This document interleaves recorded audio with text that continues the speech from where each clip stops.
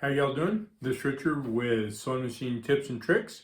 Today I'm going to service a Singer Heavy Duty model 4452. Do you have a Singer Heavy Duty? If so, what model is it? If you're not sure what the model is, you can look on the back. On the back bottom, there's a tag and it will tell you the model. I will show you a little further into the video where you can find it. So let me know below, do you have a Singer Heavy Duty and what model is it? Here we go. Okay, so the Singer Heavy Duty is seriously one of the simplest machines to service. It is a very simple machine. It's easy. It's actually easy to understand, easy to operate. I think that there's probably a few people that don't understand a few things about it.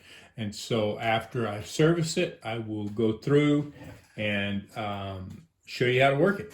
So anyway, I'm going to show you this and then go over a couple things, just let you know what we're going to do. So the first thing is I want to show you where to find your model number. So your model number is right here, just like that. Okay. So you can see right here, this long number, that's your serial number. See right here, it says UL listed 50T8, blah, blah, blah, model 4452. So this is a 4452, and there are several different models. There's 5 to 7 different models of the heavy duty. They just came out with a new one just recently as well. So let me know below what model you have, because there are small differences. Some of them are pretty decent differences. Some of them are minor differences. Let me know in the comments which one you have.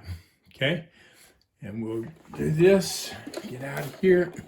All right. So if you don't have a major problem with the machine, something that has to be repaired, then servicing this is very easy. If you have a repair somewhere that has to be made, then it may be a little more difficult. So what we've got to do, we're obviously going to pull the needle plate off and inspect that. We're going to pull this cover right here off. We're going to pull this end plate off, and on these can be a little difficult to get off sometimes, and I'll cover that one with you. And then we're going to pull this top plate off, and then we're going to pull the bottom off of it and the bottom plate underneath the bobbin case off. And honestly, if you don't have any major problems with the machine, that's all that you have to pull off.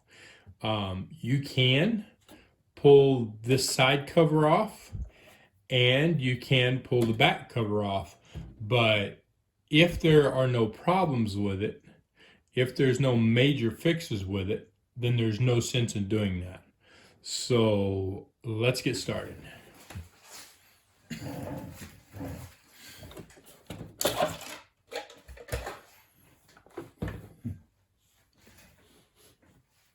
Make sure that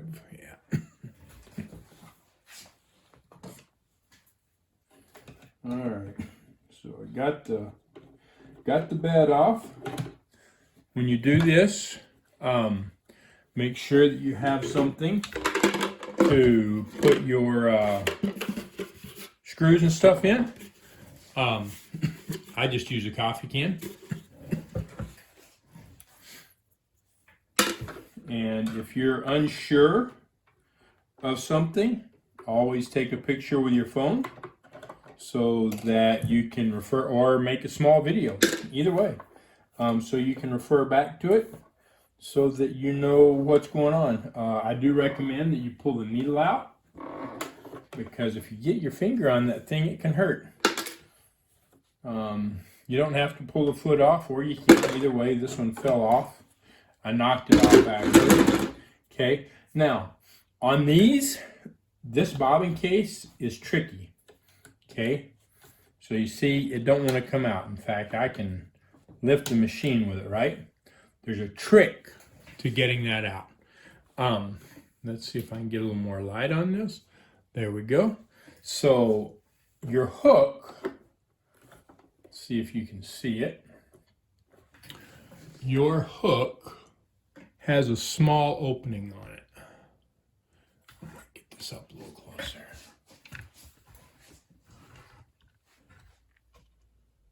Okay. Do you see this small opening right here? See that small opening? That opening is preventing the bobbin case from coming out. Between that opening and this little finger and this, they're all preventing the bobbin case from coming out. And the first thought is you've got to undo one of these to get it out, and you don't. You take this opening and you turn it all the way to the back, just like that. Okay? I'll explain that to you in a minute. And then you have to finagle it.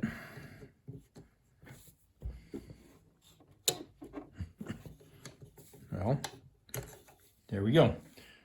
And it comes out. So let's look at this. Do you see how that turns in right there? This is the actual hook, okay? This whole device is called the hook, but that point is the actual hook, and it turns in just a little bit. And so when it's turned in, that helps to hold the bobbin case in if you're trying to get it out in conjunction with these other two. If you take one of these off, it'll definitely come out, but then you've got to reset all that. So without taking that out, all you have to do is turn that to the back. And when you go to put it back in, you have to do the same thing. All right. So I hope that makes sense. Let me know if that makes sense. Let me know if you have any questions. When you're servicing your machines, you need to be inspecting the parts. So like this, your bobbin case. Get some light over here on it. Okay. So you need to inspect it for damage. You can see there's a hole right here, right? So let's look at that. Do you see how that's sticking up? Whoop. Do you see how that's sticking out there? Okay, what's happened is the needle has hit that. It got turned, and the thread grabbed it, caught it, and turned it to the side. So it sits like this, it turned it like that, and then the needle hit it, right? And it put a hole through it.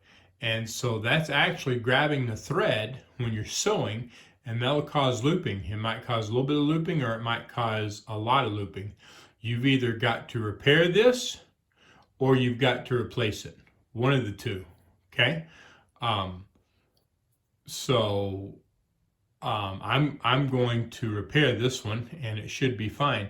Other places that you're going to look for damage on this, you're looking for damage here, and you're looking for damage all around this area. Any damage here, where the threads damaged it or whatever, if it's not just really, really smooth. And another popular place, another real popular place on these bobbin cases for damage, is right in this area, right in that area right there. Okay. If there's marks there, that needs to be cleaned up. On some bobbin cases, it'll drop down a little bit here, and you can have damage there. Okay. Anywhere around that, if there's damage, then anywhere around that bottom, if you see damage, it needs to be fixed, or the bobbin case needs to be replaced or repaired. And that includes all this area. Okay. So just kind of explain how that works. When you're sewing, the upper thread goes completely around this bobbin case. It goes underneath it, and it goes over the top of it. So the hook brings it around, and as it brings it around, it completely goes around it. That's how it wraps the bobbin thread. And so like this, if there's any problems, then that thread's going to get caught, and it's going to cause it to start looping. So either any damage either has to be repaired or replaced. All right. So let's go on. Make sure I didn't knock that out, please. And okay. All right. So take all this off. I don't need that. Go ahead and pull this off. There are 2 screws on here. One here and one here, and of course this has to come off. So I'll take that off first. Okay.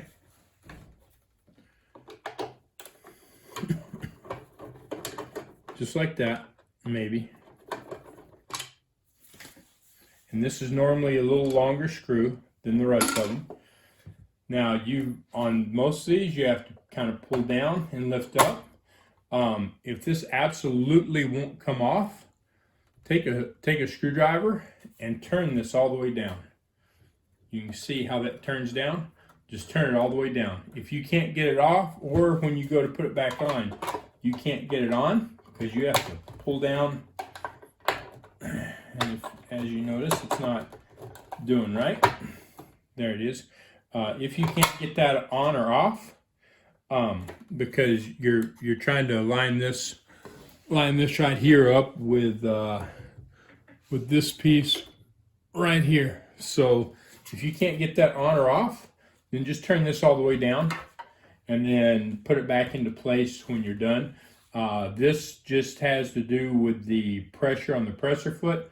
It's nothing but a spring. When you turn this, it just pushes down, pushes a spring down. All right, so now let's pull this off. This can be tricky sometimes on some machines. On other machines, it'll come right off. These aren't real long screws, usually. They're a little bit shorter. And you want to remember that. You want to remember that those definitely aren't long ones. All right, and so that comes off like that. Sometimes on this lip right here, there's little catches that catch in here, and so it's a little harder to get off on some of the models.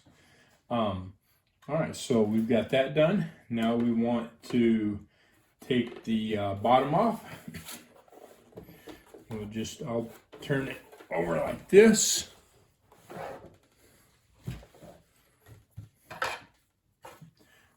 Set all your parts out of the way. Make sure that your presser foot is down when you lay it on its back. If you lay it on its back, you don't have to, well, yeah, you do. So you're going to have to take these 4 large screws out, and then you've got to take some smaller screws out. So let's get started.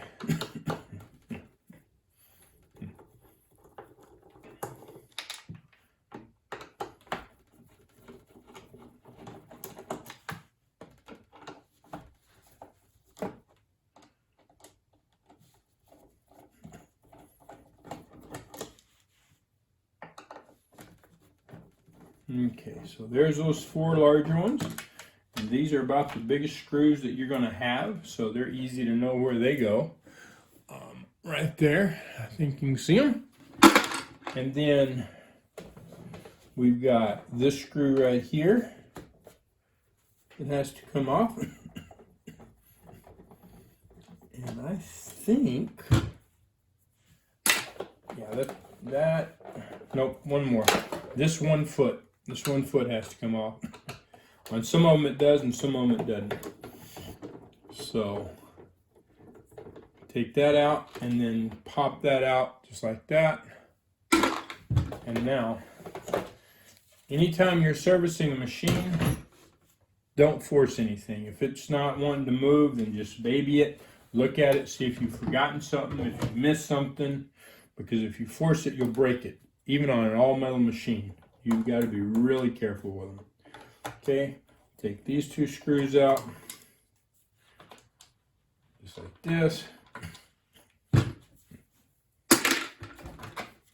Okay, and this one overall is pretty clean. It's not bad. It looks really good, actually. It hasn't been used a whole lot, so it's not going to take a whole lot of work. If there's a bunch of lint and stuff in here, you need to get that out. You can use an air compressor, you can use canned air, whatever. Just get it out. Make sure that if there's any lint in these gears, you get that out. And then you're going to re-lubricate them. I use tri-flow grease. I'm not going to take all this off because it looks fine, but I use tri-flow grease, and that's what I recommend. Different service places use different things, but I use tri-flow. So anyway, let's see. This looks good. It turns good. It feels good. I don't see any problems with it whatsoever. Looks good in here. Right? I don't see any problems with this machine. If it wasn't sewing right, it was looping a little bit, and I know what's wrong with it, but I want to service it while I have it out. So okay, so part of the reason it was looping is because of that bobbin case. So I'll be fixing that, and I'll show you this right here real quick. There's lint inside there. Need to get all that out of there. Okay. The light's kind of blinding it. You can see, maybe you can see it better like that. It's not a whole lot of lint, but there's lint in there, and it needs to come out. Use a rag or a brush or something and get it out of there. Any lint at all in that area needs to come out. Okay. So I'm going to take a rag. It's not very much. And just clean it out.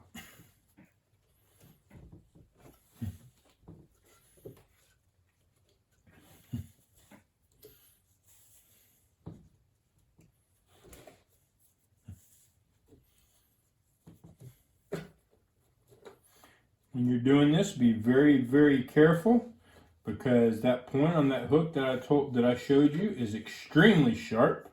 It's as sharp as a needle, if not sharper, and it will cut you. It'll slice your finger right open. Okay, so I got that out. Now let's go over what needs to be lubricated. Right in the center, there's a hole. Now, inside that hole is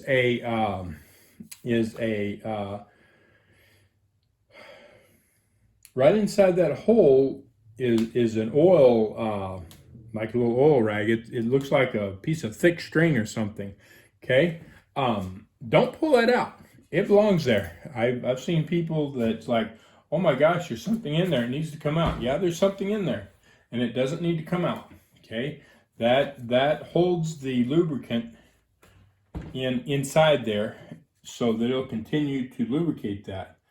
Drop a good amount of oil in there, and if it's dry, you'll see it bubble up.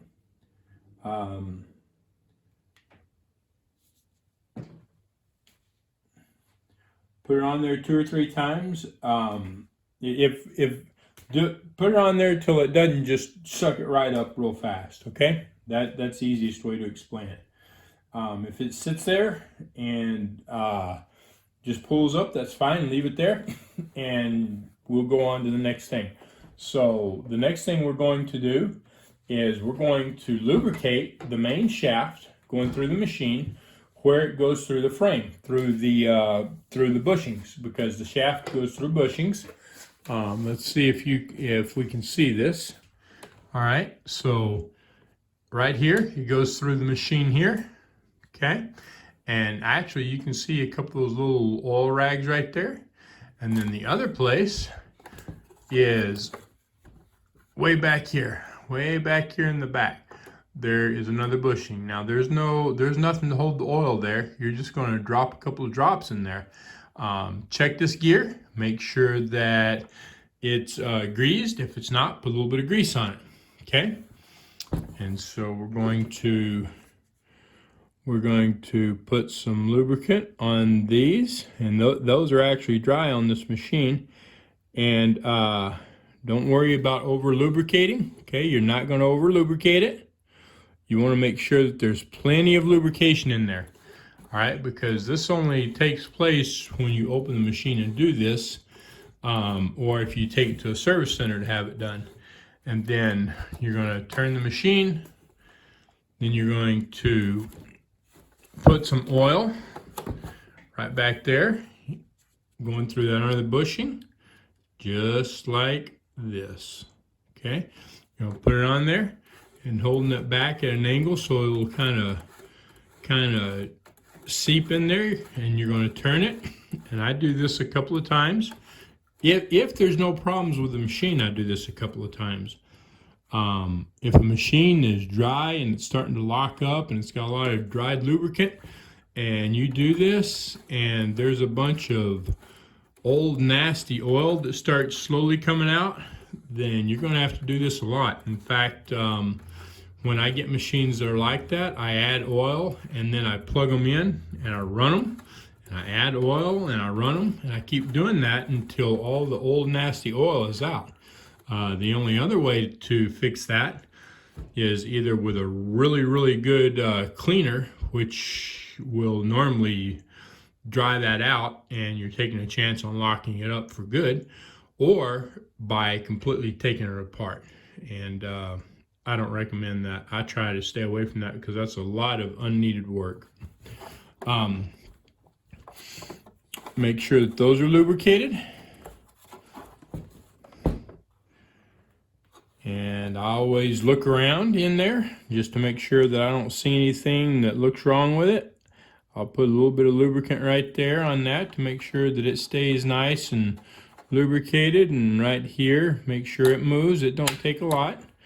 All these other small areas, anything that turns, I'll put just a little bit of lubricant on it just to make sure that it stays lubricated and moving well. Okay. Because we want everything to continue to move well, right? All right, and then the next thing is we're going to do the needle bar area here. Okay, so the main things that we want to get in the needle bar area is above the needle bar right here, right? And then down here below the needle bar, where it's going through the little the frame that's holding it and keeping it straight. Okay, you definitely want oil on that. If that dries out and you get a lot of lint in there, it'll destroy it. The needle bar itself is made either out of steel or an alloy steel. These frames are made out of aluminum, and I've seen where lint got in there in between the needle bar and these frames, and that lint just eats that metal out. It eats the frame out, and then the machine's no good. On this machine, you might be able to replace this. I don't know. I'd have to research it. I haven't actually seen it happen on this machine. I've seen it on other machines where this whole piece was one whole part and it required the entire frame be replaced. But regardless, just to have this replaced would probably be more expensive than the machine, just because the amount of labor that's involved in it. So I highly recommend making sure that you keep that lubricated. And then the rest of these parts, I'm gonna put a little bit of oil back here, okay? Because I wanna make sure that we keep that lubricated and keep lint out of there, because it'll definitely eat that plastic up. I'm gonna put oil right here where the linkage hooks to the needle bar, right? So I want to make sure that there's plenty of oil in there. And then on all these little linkage parts in here, where it comes together, whether they're plastic or metal, on both sides normally, I'm going to put a little bit of lubrication on it. Some people, for some reason, think that you can over lubricate these, and I'm telling you right now, you cannot over lubricate them. Well, if you use something like a motor oil, yeah, I wouldn't recommend doing that, and definitely don't use WD-40. I use Triflow. And I do recommend Tri-Flow on home machines because it is a great lubricant, an awesome lubricant.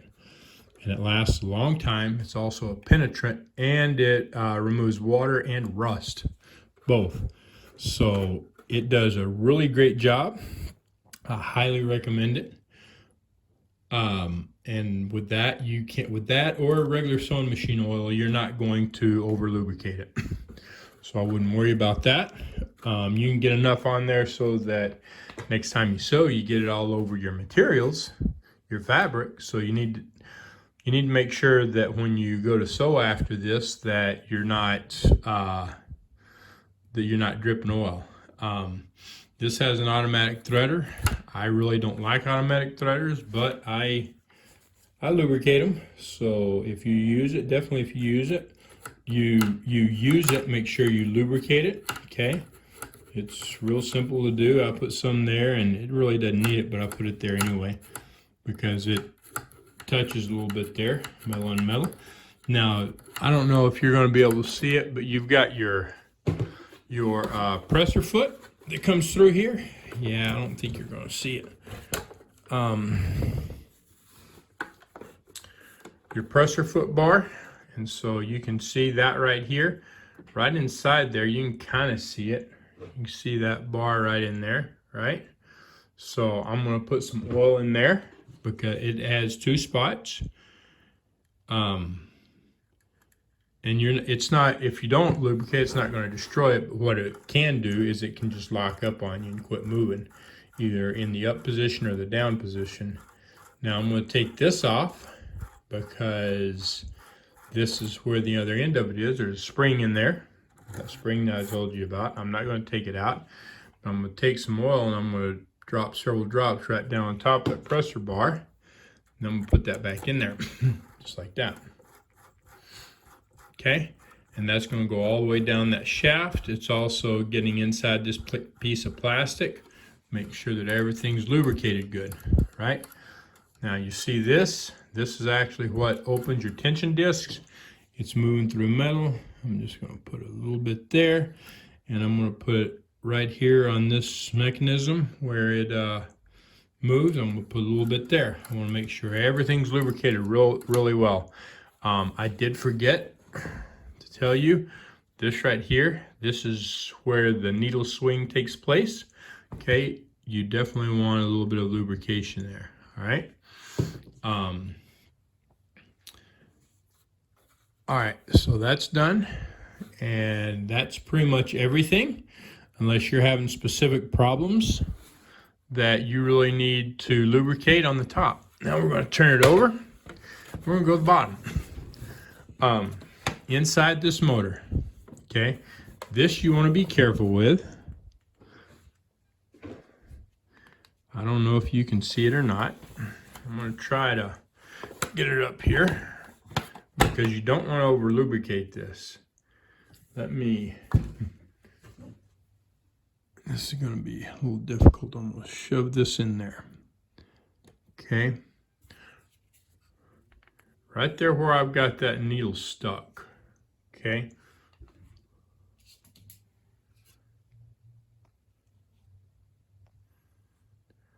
There is a felt right there. Okay. You can, I can't really see it looking through the camera.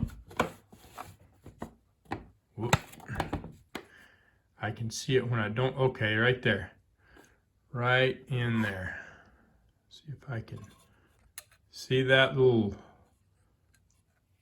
white piece.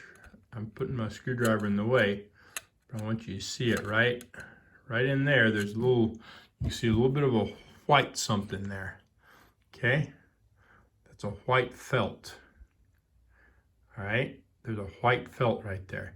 There's one on each side. Depending on the type of motor the machine has, is depending on whether you're going to have this or not. This machine has it. You do not want to over lubricate the motor. You don't want a ton of lubricant in there, but you want that felt wet because there are bushings that shaft goes through. Okay, so drop 3, 4, 5, 6 drops in there. make sure that you get that lubricated. You got one on the other side. I'm not going to be able to show it to you. I can go, you can kind of see right here where I'm going. All right, there's a little metal piece there that holds that felt in place.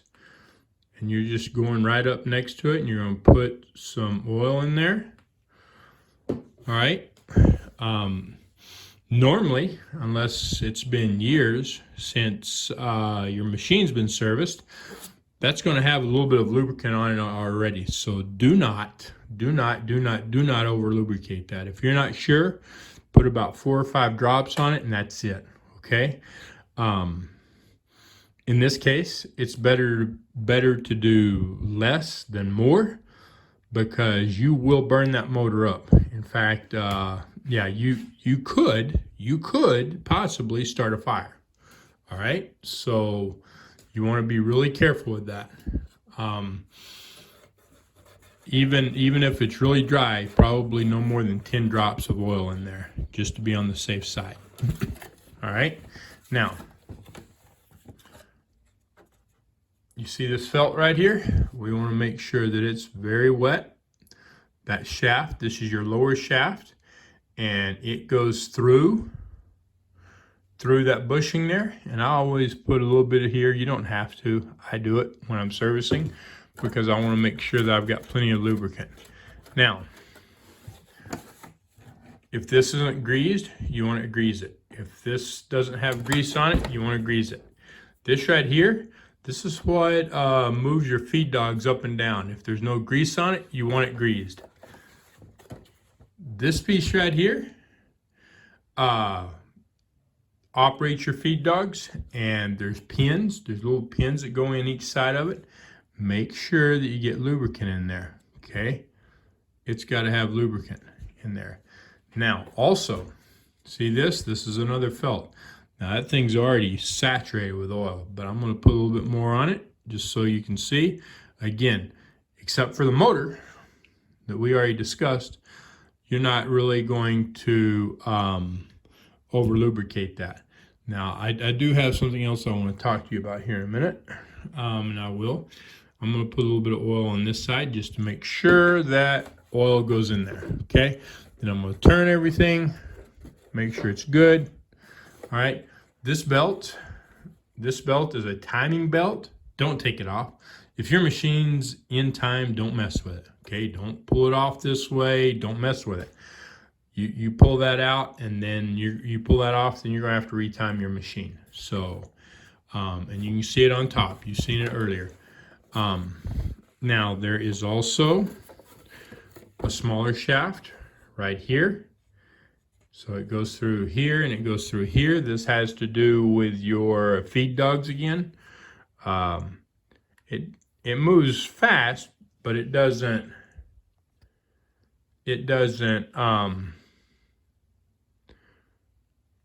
go round and round, but you do want it lubricated.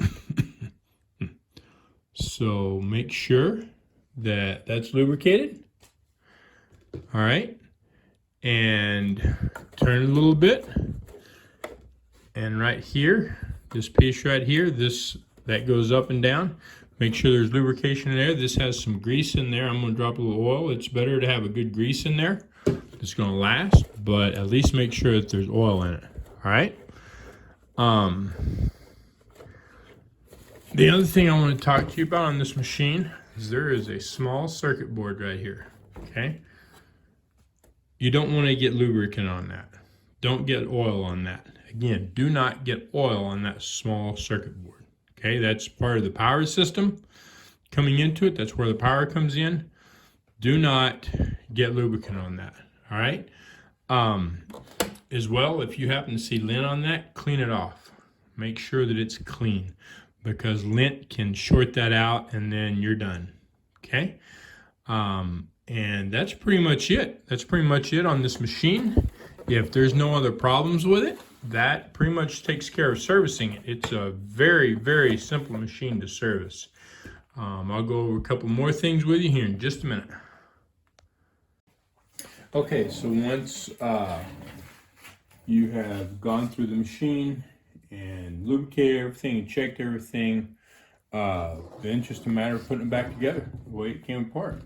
So we're going to start with the bottom.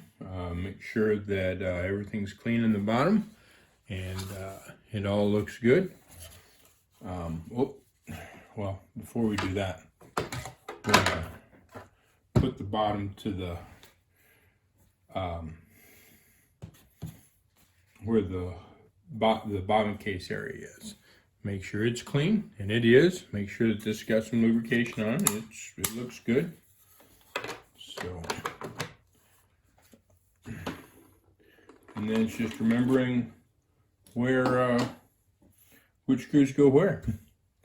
Having a screwdriver with a good magnetized tip is a great idea.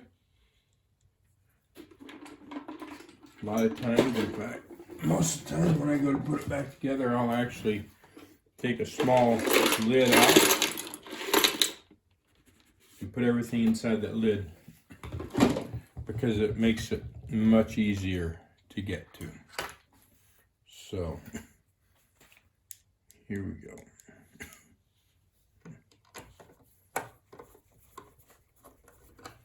Alright, make dang sure that you have everything on there properly and it all lines up and is matched up. Otherwise, if you go to tighten it up and you try to force it, you can break this plastic will break. Just like that, it goes up there firmly. And these 3 screws, these were or 4 screws, these were the big screws. Get a couple of them in there to start, and then it'll hold it in place. There we go. Don't tighten those up all the way until you get all your screws in. Otherwise, if it's slightly moved out of place, you won't be able to get some of the screws in. They won't line up. So make sure that you leave it loose until you have at least all the screws started.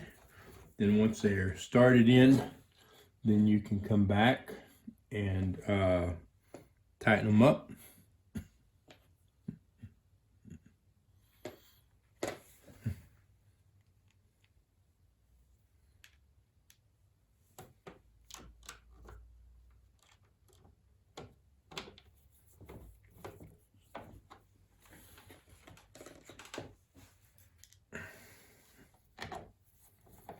Okay, so that's all 6 screws.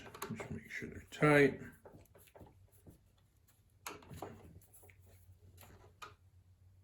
Once you do start tightening them, make sure that they are tight.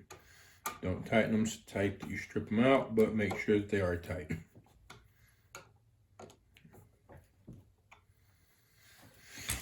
Okay, now let's get that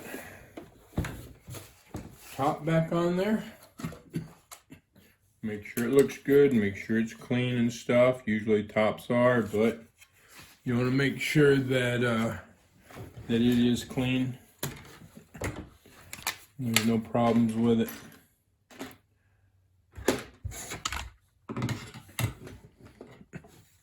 Okay, and it's real simple.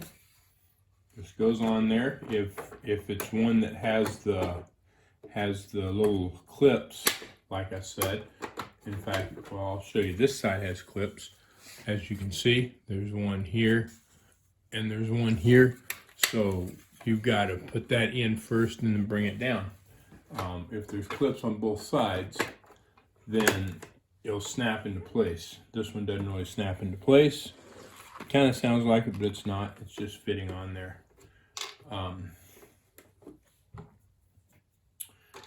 All right, and then make dang sure that you get both these screws in. Get both screws started. Okay, you don't want to tighten either one of them up till you got them both started, but then tighten them up. Make sure that you tighten them up because the handle on this is attached to this top, And if these screws aren't in there good, you'll pull that handle right, you'll pull the entire top right off and the machine will go to the ground. So make sure you get it in there and don't over tighten these because you can strip that out real easy, but make sure they're tight. Then here we go. Remember what I said about this one. This one can be a bear sometimes. There we go. And there we go. No, not quite. It's not, something's not right. That's what wasn't right. It's very important to make sure that you got everything fitting. When it's fitting right, it'll sit there, okay? It was like this and it wasn't going on there, okay? Make sure that, look around on the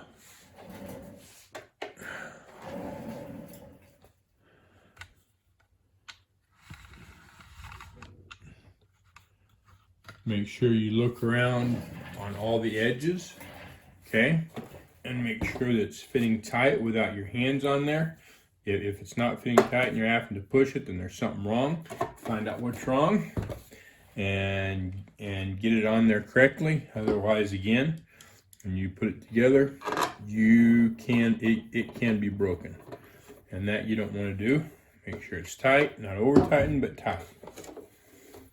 Okay. And then we'll have to put everything else together. I've got some repairs to do real quick.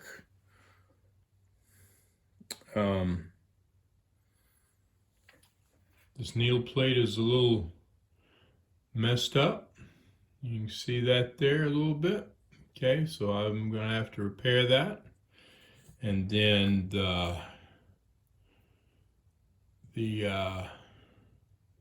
that hole right there, I've got to repair that. Okay, so I'll get that repaired and come back, put it back together.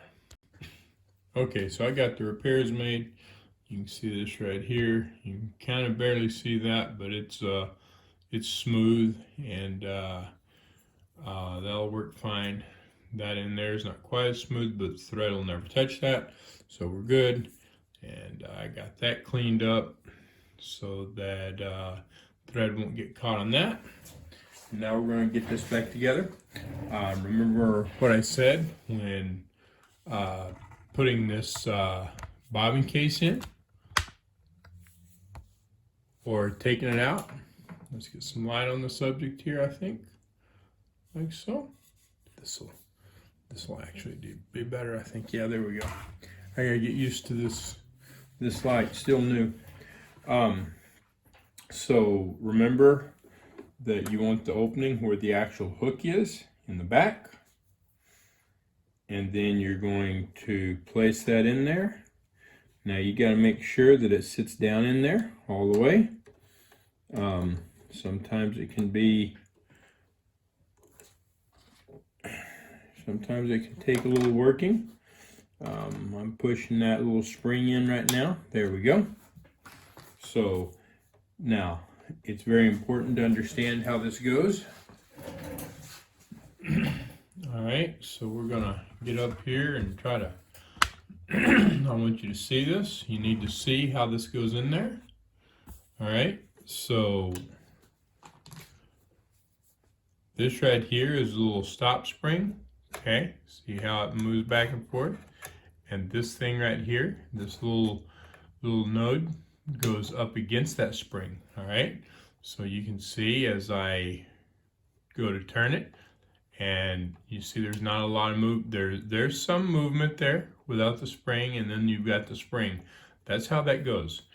Make sure that this is flat all the way around and it's in there properly, not cockeyed or anything. It's sitting on that small lip in there. So make sure you get that in there correctly, okay? Otherwise it's not gonna work. Then just putting the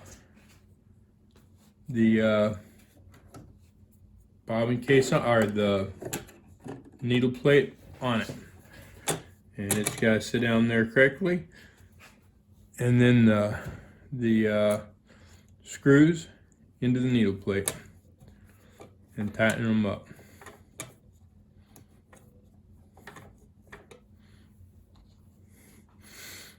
And then next we'll be threading the machine and checking to make sure that it works.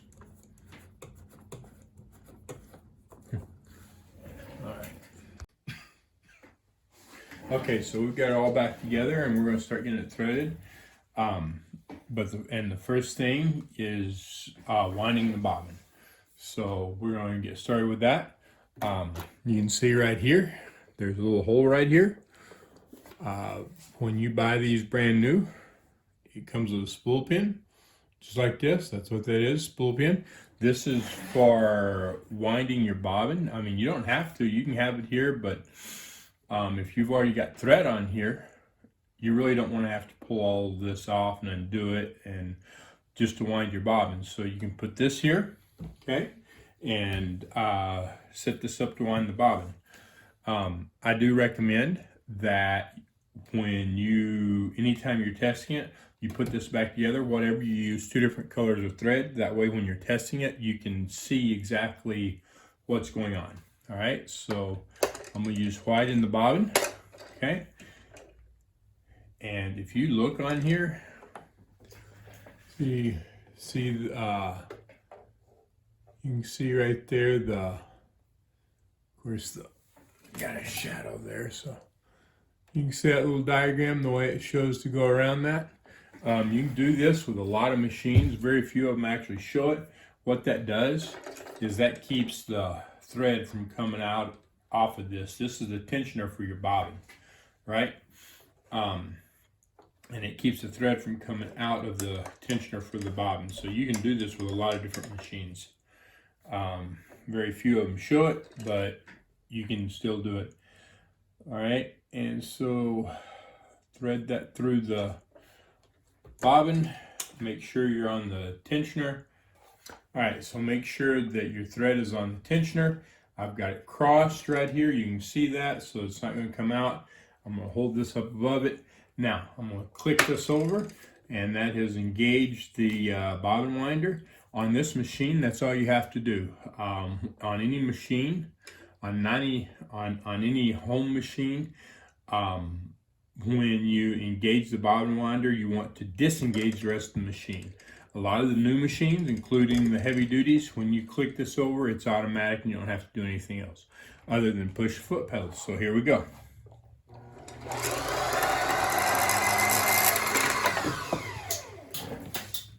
Now, that is something to remember that I forgot. When you really get this going fast, if you're not real careful, the thread will come off that spool pin. Okay, so let's do that again. Here we go. Just put my finger on top of it and keep it from coming out.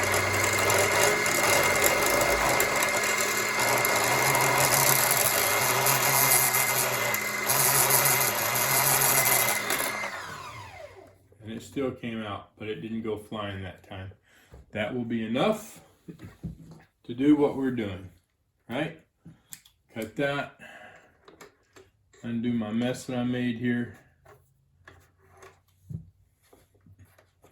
Disengage that, pull it off. Make sure that you cut that extra off. I actually got it underneath, which is no big deal, just as long as it's not sticking out, causing a problem. Just make sure that I've got it cut as short as I can there and here so that it don't become an issue. Because when this bobbin is spinning inside the bobbin case, it can be an issue. Make sure you put your spool pin away so you don't lose it. All right, now, just like on all machines, all top loads, you want your thread facing you and coming off to the right. You're going to put it in the bobbin case. There's a little groove here that goes into the tensioner. You're going to pull it around. Now, as you pull it around, you're going to put your finger on top of this bobbin. Now you're going to pull it. That's pulling it into the tensioner. and you're going to take it to the back and just lay this on top.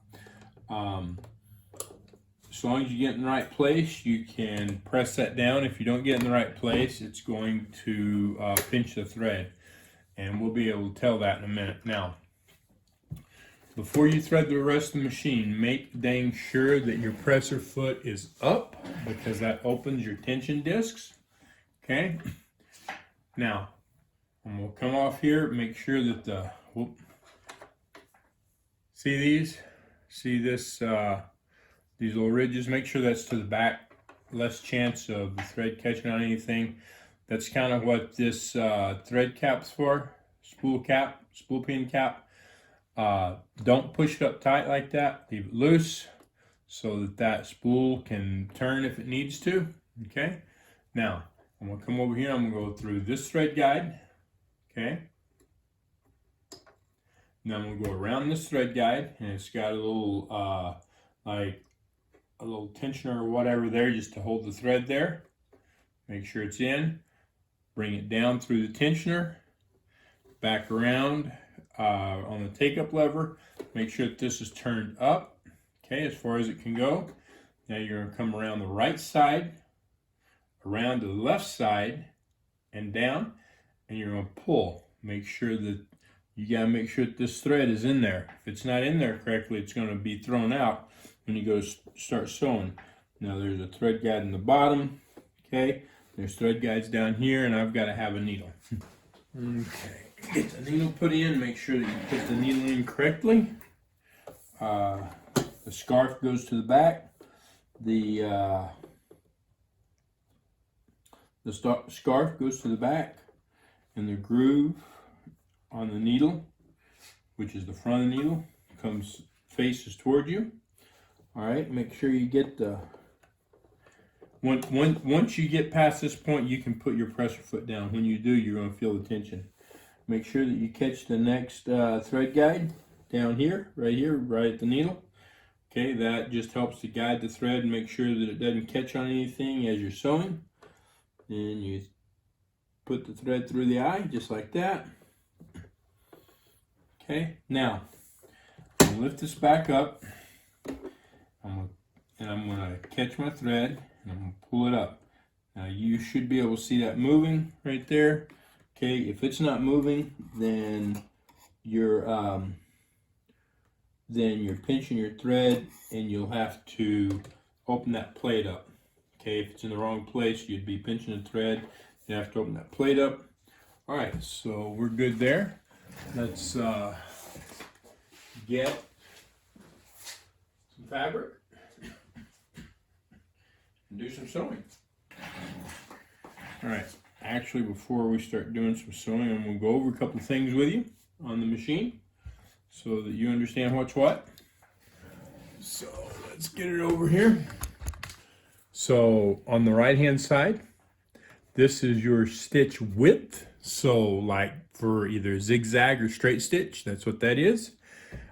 This is your needle position. This is all the way to the left right now. There's 3 positions. So turning this all the way to the left, you can see there's a small icon there. It shows a needle on the right hand side. So that's interesting. You turn it all the way left, and needle is all the way on the right side. Center, his needle's in the center. All the way to the right, and the needle's on the left. Okay, so we're going to put it on the center. This is your tensioner. It goes from 0 to 9, and between 3 and 5, it has a line that goes in between it. That's going to be your optimum setting. I suggest starting on 4. All right, make sure that this is where you need it. This is the pressure for your presser foot.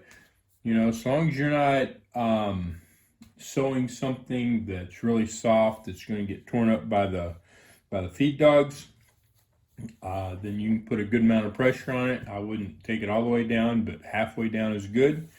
The thicker the material, the more pressure you want on it. The thinner material, if you've got a silk or something really soft, you want to be really careful with it because you get too much pressure on that with a soft material, and your feed dogs will absolutely destroy it. You'll somewhere between leaving marks on it and destroying it. So you want to be careful there if you're using soft material. Okay, these two knobs. Well, first of all, this is your reverse lever. I'll use it in a minute, but basically to get reverse, you just push it down as you're sewing, okay? This is your stitch length, so how long your stitch is, plus you've got two special settings we'll go over in a minute.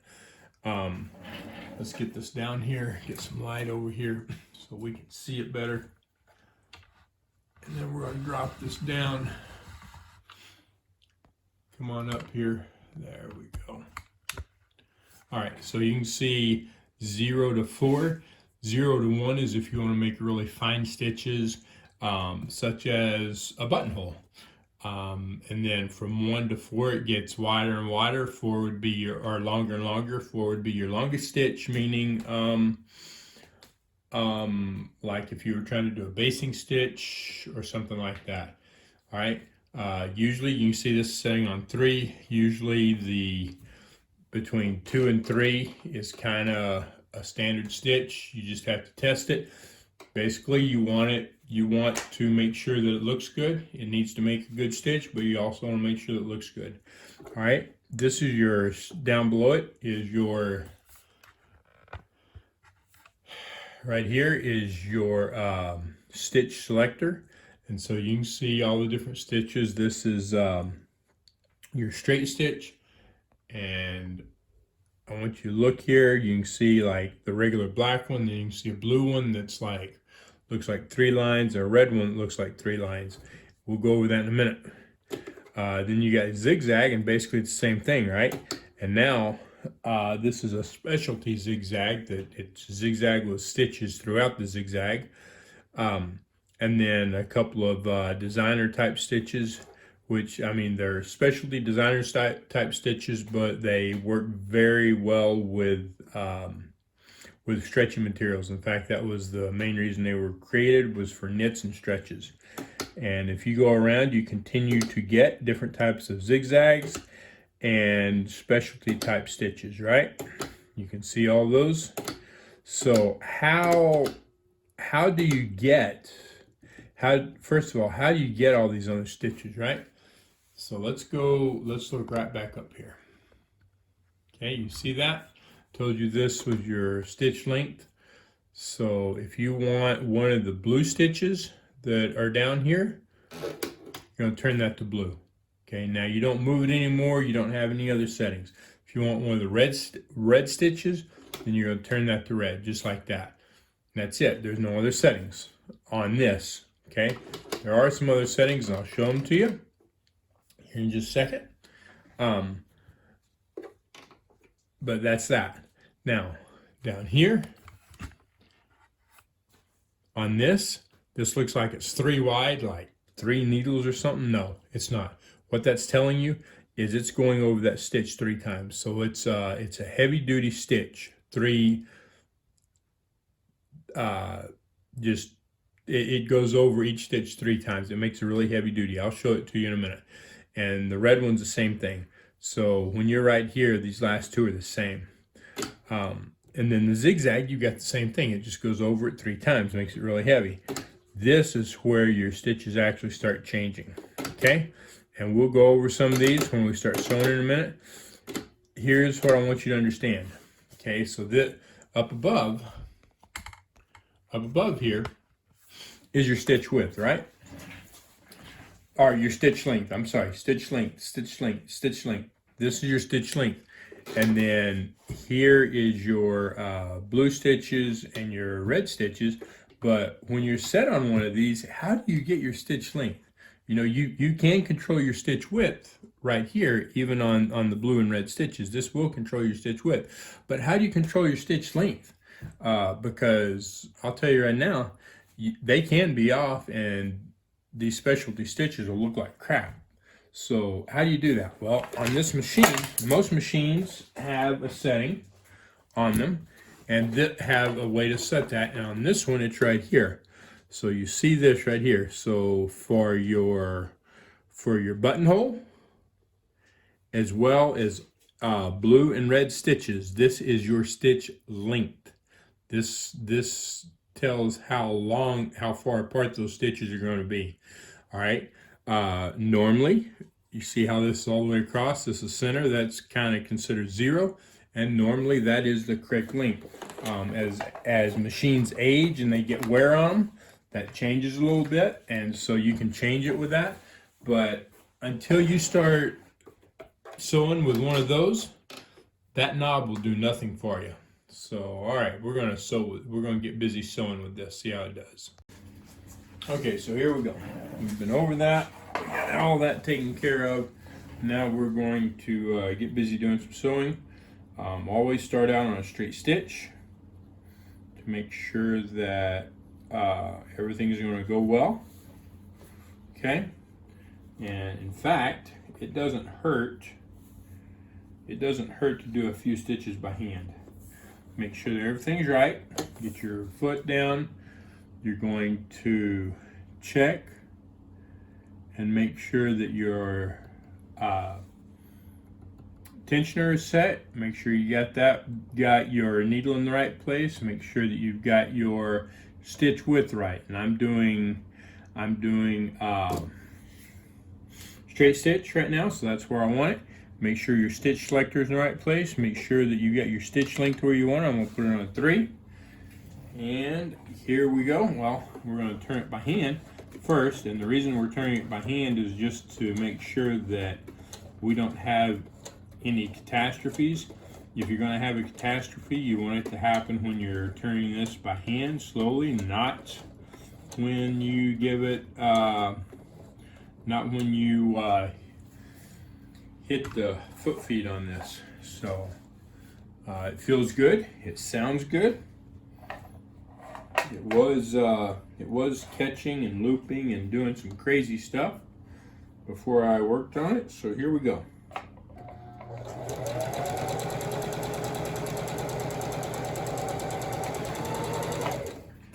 Looks and sounds great. Well, it sounds great. I don't know about looks yet. I haven't got that far. Get my scissors. Cut that. All right. Oh yeah, looking great. So, and I'm going to show you here. So you can see. Let's get some more light over here on the subject. Okay, I'm going to bring this in. You can see this stitch. This is the top. Looks really good, right? Doesn't look bad at all. I'm going to turn it over. This is the bottom. Now, here's why you use two different color threads. You can barely see the black in there, right? And then you see the white here. That's making like a perfect stitch. It's pulling. It's making the stitch is in the middle of the fabric. It's not looping or anything. You can't really see the white from this side, and that's fine. If you could see the little white dots on this side, that would be okay. If not, that's fine too. But I'll show you. I can make it happen. I can make a little bit better stitch. I say a better stitch once it's on the inside. That's about as good as you're going to get. But I can increase my tension up to about 5 and see what happens.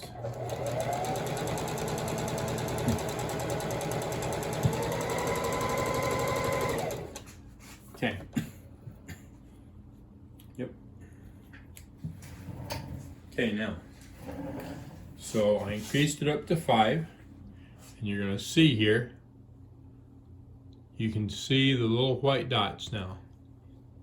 See, you can see one there, you can see it there, you can see it there, you can see the little white dots in those stitches. And if I turn it over, that's the inside. So I turn it over, and you can see the black dots are not quite as prevalent. Okay, so both of them are great stitches. Both of those are really great stitches. One of them, the stitch is just pulled in to the fabric a little bit more. Okay, as long as neither side is looping, you're doing good. Get get this back out so you can see what I'm doing. I'm going to leave that on 5. Now I'm going to do a zigzag. Okay, so I'm going to take that to my widest zigzag. I want to make sure that we're making a good stitch on the widest. And so here we go. We want to start out. Whoop. And so I did not change this. On some machines, it matters. This machine, all it did was put the needle to the left. I want to do a zigzag, so I'm going to switch over to zigzag. On these manual machines, make sure that your needle's out of the material before you move that. Okay? All right, now here we go. Now I'll do a zigzag. And I'm going to make my stitch length smaller. So I'm doing a zigzag, and you'll see why.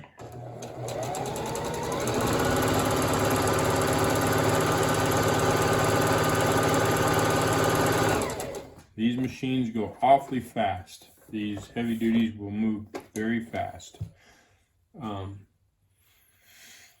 Okay.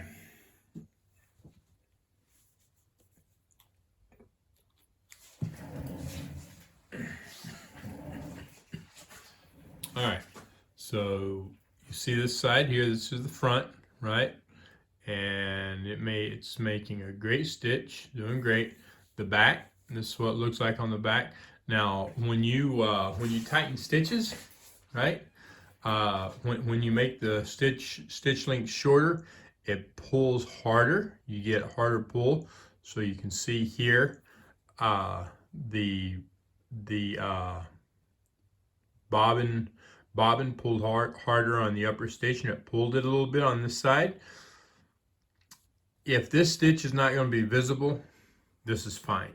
Okay, no big deal. If it is going to be visible, then what you're going to want to do is tighten up your tension, or see this right here, right? Make your stitch length a little bit longer, and either one of those will take care of that. Either one of those will make a better stitch similar to this. So long as it's not going to be visible, this is fine. Okay, you want a stitch that's not going to come out, and that's not going to come out. So, and that's on the zigzag. Now, let's take this and let's put this. We're going to go back to a straight stitch. I'm going to put this on blue. Blue and red's the same. I want to show you what this is going to do. I'm going to put my stitch width on 0 again, because I want my needle in the middle, not on the side. Cut some of these extra threads off here. Get them out of my way. Okay. Now I want you to watch as I'm sewing this on how this is going to operate. I'm going to turn this a little bit so you can get a better idea. You're going to see this material move back and forth. Okay? Forwards and backwards. So here we go. All right, see how that's moving? Like that. And it'll go. Okay, you see how it was moving back and forth like that? Okay, and now we're going to take a look, and you can see it's not 3 wide. It's just a really, really heavy stitch. So if you're needing to make a really heavy stitch, that straight stitch on the red or the blue, and they're both the same, is a great, makes a great stitch. Okay, now we're going to turn this to this stitch pattern right here. I think you can see that, and we'll just leave it on the blue. Okay, and whoop, and we need to make that stitch width wider. So we get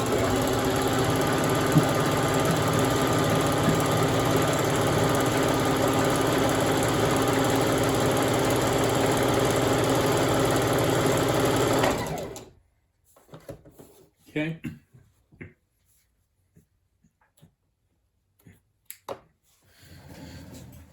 Okay. And so you see here how that stitch it was made. Okay. This is a really good machine. Works really great.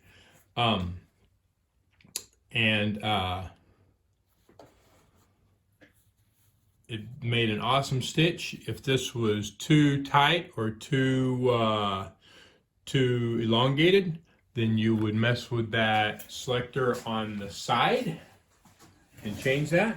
So I'm going to do one more stitch with this. We're going to go to a red stitch. Let me find a good one. Okay, so I'm going to do this red stitch right here. Actually, you know what? Let's go to this red stitch because it's a little bit different. So, and of course we've got to go to red. All right? So I want you to notice the red and the blue are similar, but the red is quite a bit different. And so we will see that here.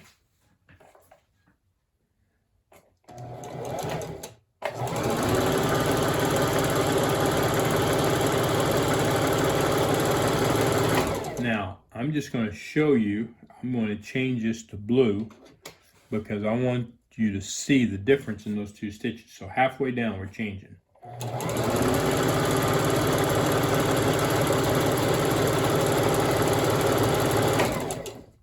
Okay.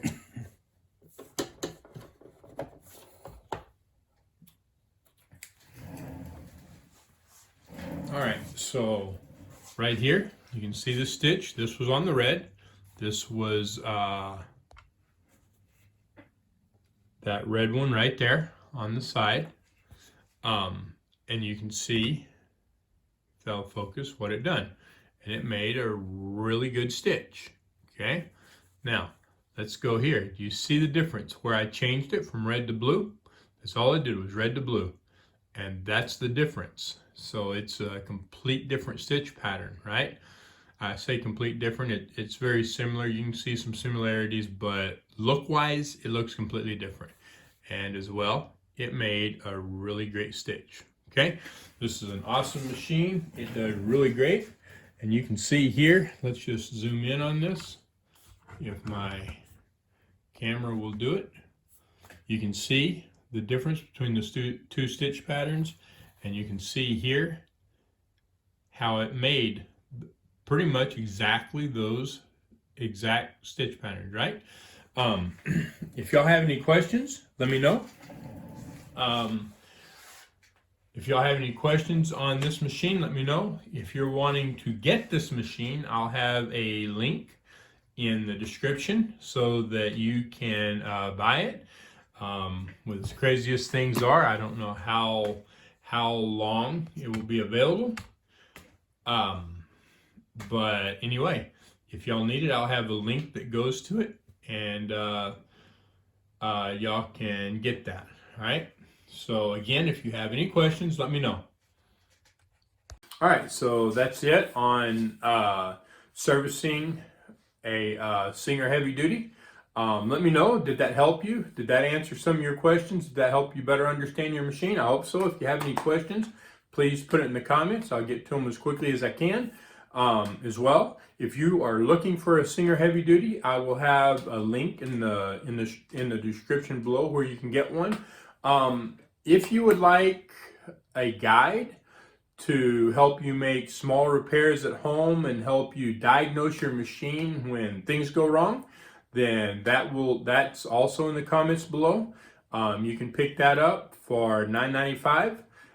In the future, that will be going up. I'm going to be making some videos that are really structured on making repairs, setting timing, stuff like that, stuff that is more intense and not as easy to do. So once I get those videos made and I get those uploaded, that guy's going to be going up to $19.95. But you can get it now for $9.95, and when I make those videos, you'll get those videos at no extra cost. So if you want it, go ahead and get that. If not, that's fine. If you need a machine, if you need a Singer Heavy Duty, there's a link in the description. Let me know how'd you like the video. Is there something that you'd like to see in the future as well? Would you like me, what machine would you like to see me service in the future. All right. Y'all have a great day, and I'll talk to you later.